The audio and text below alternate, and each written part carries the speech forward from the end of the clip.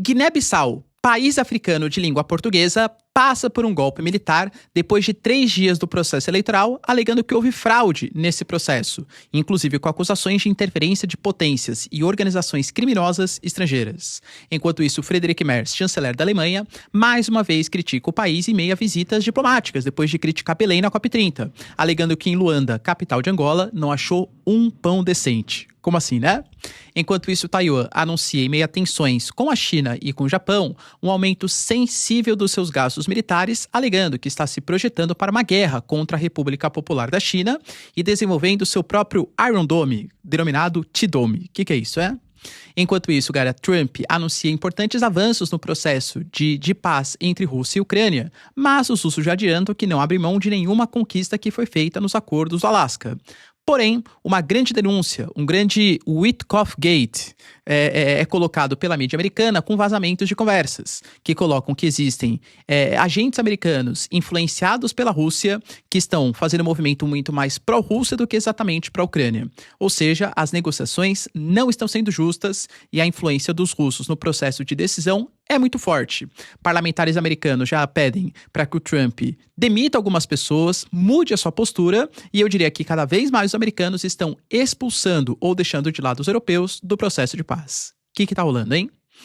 Se vocês querem entender um pouco mais sobre esses assuntos, e muito mais também sobre geografia, geopolítica, atualidades, política, polêmicas, enfim, tudo para você se manter sempre bem atualizado, já se inscreve no canal, deixa seu like e compartilha esse vídeo, que eu, professor Ricardo, conto muito com a sua ajuda. Belezinha?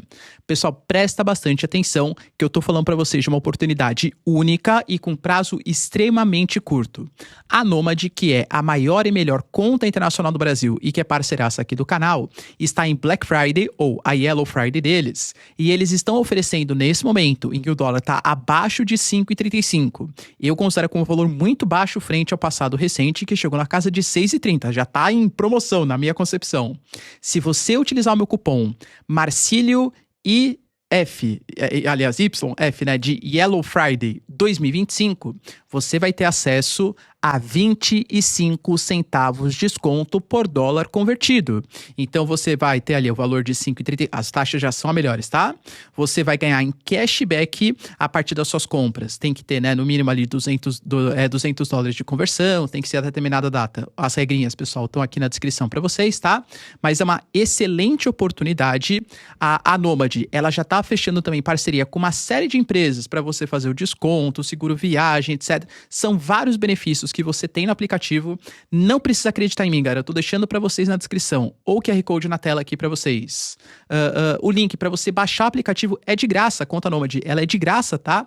Veja os benefícios por conta própria. As parcerias, os benefícios. Eu tô falando para vocês de acesso, por exemplo, ao Nomad Lounge, que vai ser garantido só utilizando o meu cupom, que é a sala VIP da Nomad para viagens internacionais, além dos próprios benefícios, de você poder parcelar a sua compra de dólares. A Nomad aceita em mais de 180 países para suas viagens internacionais. Eu mesmo, cara, quando viajei, né, viagem internacional, utilizei a Nomad, que acho que é muito mais negócio do que ficar pagando no cartão de crédito, com as taxas inerentes, sei lá qual vai ser o valor do dólar. Galera, não perde essa oportunidade, tá? Baixa a Nomad, tem acesso ao Nomad Explore, que é o cartão de crédito da Nomad. Ele te dá o benefício de ganhar cashback dolarizado, além de vários outros benefícios que você pode ter só utilizando o dinheiro que você já gastaria de qualquer maneira, né? Eu, por exemplo, meu cartão de crédito no Nomad Explore, para pagar conta de água, conta de luz, restaurante, gasolina, tal, só faço isso e vou ganhando cashback dolarizado. Pra mim, assim, é um grande adianto, tá? Tô oferecendo pra vocês, a Nomad fez um número limitado de cupom, então corre, galera. Marcílio YF 2025 e tem acesso à melhor conta internacional do Brasil com dólar na promoção ali pra vocês, galera, na promoção. Tamo junto? Então bora lá pro vídeo, ó. Como eu trouxe pra vocês na introdução, Guiné-Bissau, país aí do continente africano de língua portuguesa, passou por um golpe militar. Infelizmente, isso é bastante comum no continente africano. Convenhamos que isso é bastante comum também no continente latino-americano, né? Mas na África, eu diria que isso vem acontecendo recorrentemente em determinadas regiões. O que aconteceu agora é que o atual presidente, ou antigo, né, agora presidente, o Mano Sissoko Embalo, ele passou por um processo de reeleição e ele já tinha declarado vitória antes mesmo do processo eleitoral ter sido finalizado, isso é questão de 3 dias. Há 3 dias nós tivemos o processo para eleição presidencial e para eleição legislativa. Houve uma série de denúncias de fraude eleitoral, que a contabilização dos votos não foi justa, não foi um método transparente, e os militares definiram por bem que eles estão tomando o poder, estão destituindo o atual presidente. Eles anunciaram um controle total sobre o país, todas as instituições. Então encerra-se poder judiciário, legislativo, executivo. Você tem também a suspensão do processo eleitoral que colocou, né, que reelegeu o Sissoko Embalo, e também o fechamento das fronteiras do país, além do controle de todas as instituições e também dos meios de comunicação. Como a gente sempre sabe, né, os militares estão alegando que eles estão tomando o poder do país para evitar uma ditadura. Então, nada melhor do que uma ditadura para evitar uma ditadura. Por mais incoerente que possa parecer, isso já foi utilizado muitas vezes na história. Guiné-Bissau, galera, para quem não sabe, é um dos países africanos, né, que é de língua portuguesa, descendência aí, colonização portuguesa. Eles ficaram independentes em 1974. E desde então, uma série de golpes militares, né, ou instabilidades políticas, ditaduras, golpes foram feitos no país. Guiné-Bissau, infelizmente, se notabilizou com uma das suas principais atividades econômicas, o tráfico internacional de drogas, inclusive da comercialização do entorpecente, daquele pozinho branco, né, sabe o que eu tô falando, especializado na América Latina, é vendido para o continente africano. Guiné-Bissau é um dos intermediadores que comercializa em direção ao continente europeu. Então, há denúncias que o atual presidente dava uma certa passada de pano para esses grupos que realizavam essas trocas comerciais, vamos falar assim, né?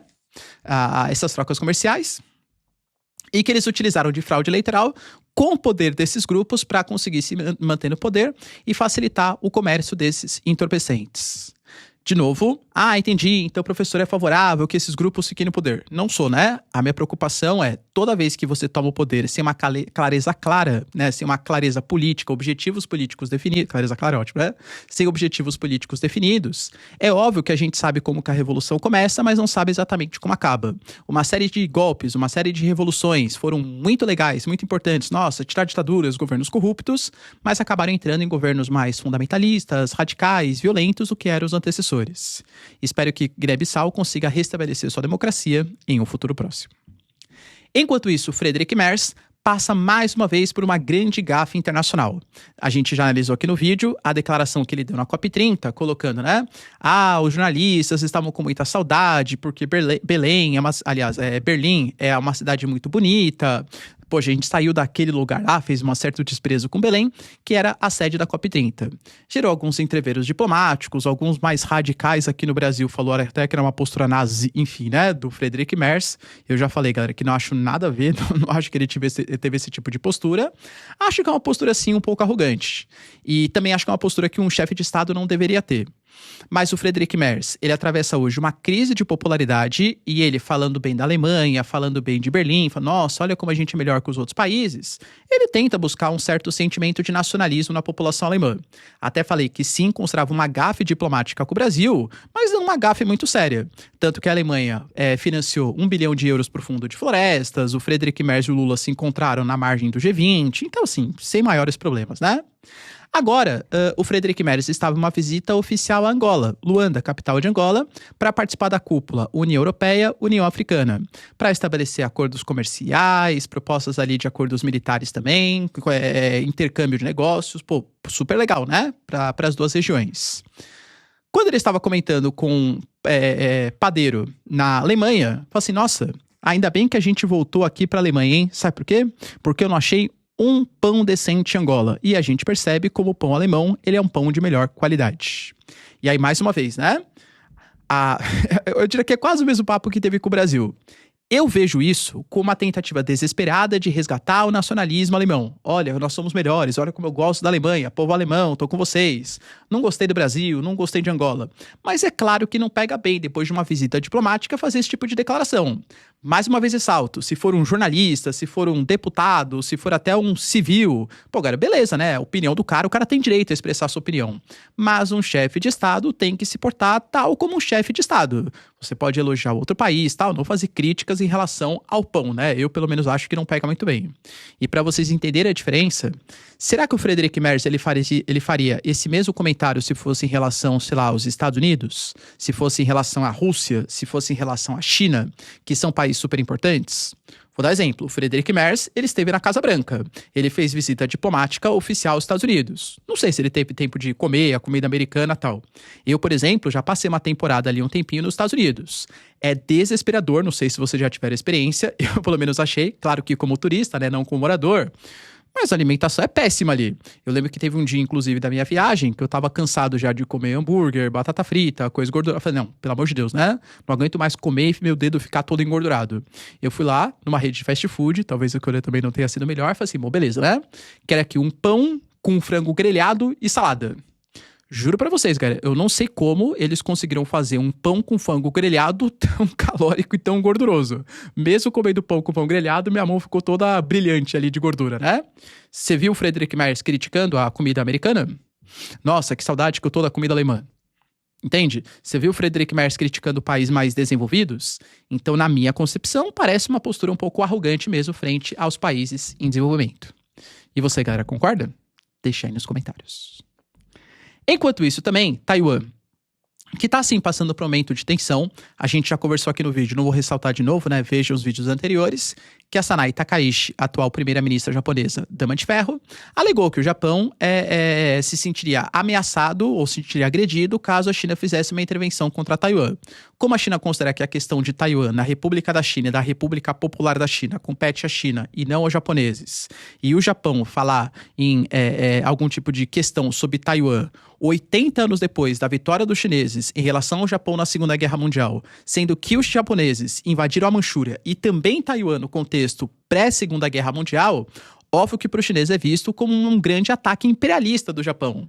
Então houve reclamações, a China fez sobrevoos com drones, o Japão anunciou que está colocando mísseis de médio alcance a cerca de 100 quilômetros do território de Taiwan, então as tensões estão muito grandes. O Xi Jinping telefonou para o Trump, ficou acordada uma visita diplomática e aparentemente uma das condições, pelo que o próprio Xi Jinping falou, que o porta-voz da China falou, é que os Estados Unidos reconheçam Taiwan como parte integrante da China. Ou seja, dentro da proposta desse novo momento geopolítico, não há opção da ilha de Taiwan, né, da ilha de Formosa, não ser território chinês.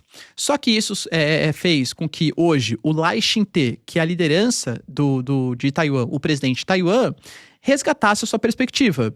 Vai lembrar que o Lai Ching-te, ele foi eleito com uma perspectiva totalmente separatista. Por incrível que pareça, hoje, quem controla a Câmara, né, quem controla o parlamento de Taiwan é o partido chamado de Kuomintang. Aquele, né, o Kuomintang, que foi inclusive o responsável pela fragmentação da China, ou pela separação da China, pelo que o Taiwan considera a separação da China. Em 1949, quando a gente teve a Revolução Chinesa, o Partido Comunista Chinês toma conta da República Popular da China e o Kuomintang, partido ultranacionalista à época, foge para a Ilha de Formosa e funda o que eles chamam de a verdadeira China, que é a República da China. Hoje o Kuomintang, eu vou falar que gosta da República Popular da China, mas o Kuomintang entende que a melhor saída não é confrontar ou propor algum tipo de separatismo, e sim fazer um acordo com a República Popular da China para que haja algum tipo de autonomia política, autonomia econômica e não haja brigas entre os dois territórios, vai? Até porque, convenhamos, politicamente e militarmente há bastante divergências, mas economicamente, tanto a China depende de Taiwan, quanto principalmente Taiwan depende da China, tá? Isso é um ponto bem importante. E o Lai Ching-te, utilizando todo esse argumento do Japão contra a China, tudo tal, anunciou uma proposta para o seu parlamento, uma proposta ousada, inclusive. Ele fez uma proposta de preparar um alto nível de preparação militar em 2027 e aumentos bilionários com gastos em defesa. A proposta fala em 40 bilhões de dólares adicionais nos próximos 5 anos e a meta é chegar a 5% do PIB dos gastos em defesa até 2030, ou seja, muito similar à OTAN. Claro, quem adora ouvir essa proposta são os americanos. Os americanos sabem da importância estratégica de Taiwan. Taiwan, além de ter um escudo de silício, justamente porque é uma região que produz muitos chips, semicondutores, tá numa região super estratégica, que é muito próximo do Mar da China Meridional, ter um aliado ali tão próximo dos chineses, que hoje são os principais inimigos geopolíticos americanos, é estratégico para os Estados Unidos. E se Taiwan for começar a comprar um monte de equipamentos de defesa, adivinha só quem vai se beneficiar com isso? Claro que são os americanos. Por isso que os americanos concordam, soa como música, né, essa proposta para os ouvidos dos Estados Unidos. Mas, ao mesmo tempo, temos dois problemas. Tanto a pressão dos chineses, que não querem mais intromissões. A China falou que vai esmagar qualquer um que queira interferir no processo interno, praticar ingerências em relação à relação entre Taiwan e China. E também a gente tem o próprio Kuomintang sendo líder da oposição. Duvido que essa proposta vá passar no parlamento, porque o Kuomintang já falou que não há dinheiro para isso e que também não quer ficar comprando briga com a República Popular da China. O grande sonho do Lai Ching-te e dos seus partidários é fazer o que eles chamam de T-Dome. O que seria o T-Dome, né? Domo, que é uma referência ao Iron Dome de Israel. Tem também o Golden Dome agora desenvolvido, né? Ou está sendo desenvolvido pelos Estados Unidos. E seria um escudo de defesa, antimísseis, equipamentos aéreos promovidos por Taiwan. Fato é que há uma militarização do território e percebam, hein, mais um país, ou pelo menos mais um território, falando em 5% do PIB em defesa. Além disso, Trump demonstrou grandes avanços e grandes perspectivas de paz na negociação entre Rússia e Ucrânia. Houve negociações com a Ucrânia, com a Europa. Aparentemente, os 28 pontos pela paz, eles foram reduzidos para 19. Por enquanto, a mídia não falou quais foram os pontos que foram resolvidos, mas o Zelensky anunciou que ele aceita a proposta dos americanos assim como está. Até tinha comentado para vocês que possivelmente dia 27, num futuro próximo mesmo, que é o Thanksgiving americano, o Zelensky poderia ir até os Estados Unidos para fazer a assinatura oficial do acordo. Não sabemos mais se vai acontecer, porque o próprio Trump garantiu que não há mais prazo para acordo entre Rússia e Ucrânia. O prazo, segundo ele, é quando tudo acabar. Inclusive, o Trump falou que a ideia é que ele crê que já está chegando a algum tipo de acordo e que ele quer se reunir no futuro próximo com Putin e no Zelensky, mas que ele só vai promover essa reunião quando houver um acordo para pôr fim a essa guerra, ou seja, quando as arestas estiverem aparadas. A Turquia de Recep Erdogan se colocou como possível mediador para esse conflito, né, para essa resolução. Acho que é até justo, os dois países têm negociações com Erdogan, e Belarus também se ofereceu. Belarus eu acho um pouco mais difícil, o Lukashenko é muito aliado do Putin, e a própria invasão da Rússia contra a Ucrânia, parte das tropas e dos ataques vieram de Belarus. Não acho que a Ucrânia vai considerar, claro, como um território neutro. E claro, quem foi o representante, porque aparentemente com a Ucrânia esse documento já está resolvido. Houve alguns avanços, porque o Driscoll, representante americano, se reuniu com representantes russos nos Emirados Árabes em Abu Dhabi e houve avanços. Mas agora o Steve Witkoff, que é o nomeado pelos Estados Unidos para mediar junto à Rússia algum tipo de proposta, vai na semana que vem negociar diretamente com Putin essa proposta, essa resolução pela paz. Não trago boas notícias do lado russo, porque a gente teve o vice-primeiro-ministro, que é o Ryabkov, que colocou que todas as concessões que a Rússia que a Rússia já deveria fazer foram feitas. E isso foi feito no Alasca. Então, se os 28 pontos pela paz eram... porque oficialmente a Rússia fala que não conhece esse documento, né? Oficialmente. Extraoficialmente a gente sabe, né? Vou até comentar com vocês. Mas oficialmente a Rússia supostamente não reconhece.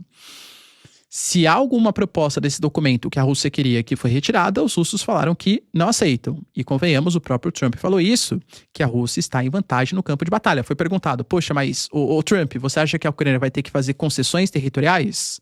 Ele fala, ou vai fazer concessão territorial por meio de vias diplomáticas, ou a Rússia vai conquistar no futuro próximo, porque há avanços em Pokrovsk, avanços em Kupiansk. Ele falou, o Zelensky, ele quer ceder territórios perdendo 50, 60 mil soldados, ou estabelecendo garantias de segurança e por vias diplomáticas. Ou seja, o próprio Trump garantiu que a Ucrânia sim vai ter que ceder territórios. A perspectiva, a negociação é quais territórios vão ser cedidos. Mas temos uma questão importante. O Witkoff Gates, ou seja, né, fazendo uma referência a escândalos de corrupção que já aconteceram no passado nos Estados Unidos contra o Nixon, esse vazamento de informações sensíveis.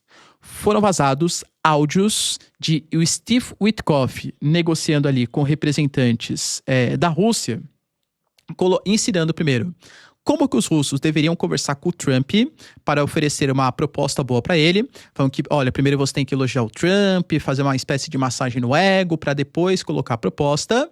E falando também que era pro Putin, convencendo os russos a convencerem o Putin a telefonar pro Trump um dia antes do encontro entre Zelensky e Trump. Sendo que nesse encontro foi aquele fatídico dia, né? Que o Zelensky estava todo confiante, que ia ganhar os mísseis Tomahawk, e aí de repente o Trump fala que não ia ajudar nada no processo de paz a concessão desses mísseis de longo alcance dos Estados Unidos. Aparentemente, o Steve Witkoff, representante dos Estados Unidos, telefonou para autoridades russas conversaram com o Putin telefonou para o Trump e aí houve a recusa dos Estados Unidos. Ou seja, o Steve Witkoff e outros representantes, o Driscoll é uma figura também, estão trabalhando muito mais pró-Rússia do que exatamente pró-Ucrânia. E é claro que hoje existe um racha, talvez não na sociedade americana, mas nos políticos americanos para saber quem que os Estados Unidos têm que apoiar. A gente tem uma série de parlamentares, principalmente democratas, mas alguns republicanos, que ficaram totalmente insatisfeitos com esses vazamentos. Colocando, inclusive, que se fosse um governo sério, o governo Trump, um cara como Steve Witkoff, que representa os interesses russos, não deveriam estar nas negociações. Dentre outros vazamentos, tem também conversas entre o Ushakov e o Dmitriev, que falam que são dois representantes russos, né? Que os documentos que foram cedidos, os 28 pontos pela paz, na verdade foram uma lista de desejos da Rússia. E que a Rússia colocou até, assim, com todos os pontos de vista, sabendo que os americanos tirariam alguns. E que foi talvez uma surpresa para os russos esse ter sido o documento base para as negociações entre Ucrânia, a União Europeia e Estados Unidos. Ou seja, mais uma vez, uma postura muito mais pró-Rússia dos americanos. O Marco Rubio, o Kirill Dmitriev, por exemplo, estão até compartilhando aqui comentários um do outro, falam assim, tá vendo? Os caras querem boicotar algum tipo de negociação. O próprio Trump falou, cara, minimizou, falou assim, isso é natural, isso faz parte de campanhas de negociação, tal, minimizou, né, mas assim, a visão que a gente tem na sociedade americana é que é muito mais uma proposta pró-Rússia do que exatamente pró-Ucrânia. Além disso, a própria mídia americana está colocando que está tendo afastamento de fato bem sensível entre Estados Unidos e União Europeia. Pode perceber que os americanos sempre falam em negociar com os ucranianos, mas não houve grandes negociações com a proposta europeia. O próprio primeiro-ministro do Reino Unido, né, ele colocou que a Europa não apresentou a sua proposta de paz, que eles seguiram a proposta apresentada pelos Estados Unidos e remodelada pelos ucranianos, e a mídia coloca que o Marco Rubio se recusou a encontrar com a Kaja Kallas, que é a representante das relações exteriores da União Europeia, alegando que desde o princípio a Kaja Kallas, que inclusive vem dos países bálticos, que tem uma trágica memória dos russos, né, da União Soviética, a Kaja Kallas não é exatamente uma agente pela paz, porque desde o começo o que ela quer fazer é destruir os russos e defender os ucranianos. E isso não é uma postura de quem deseja algum tipo de processo de paz. Resumindo, vamos ter uma negociação na semana que vem entre o Steve Witkoff, pressionado porque seria um agente financiado pelos russos ou com ideias muito mais pró-Rússia, negociando, apresentando uma proposta para o Putin. A Rússia já falou que não vai aceitar qualquer tipo de mudança. Vamos ver como que o Trump vai reagir a esse processo. E lembrando, a União Europeia cada vez mais desanciada, escanteada, colocada para escanteio nesse processo de negociação. Beleza, pessoal? Deu para entender os principais acontecimentos? Se vocês curtiram o vídeo, então, já deixa o like, se inscreve no canal. Tamo junto, beijos, abraços e tchau, tchau.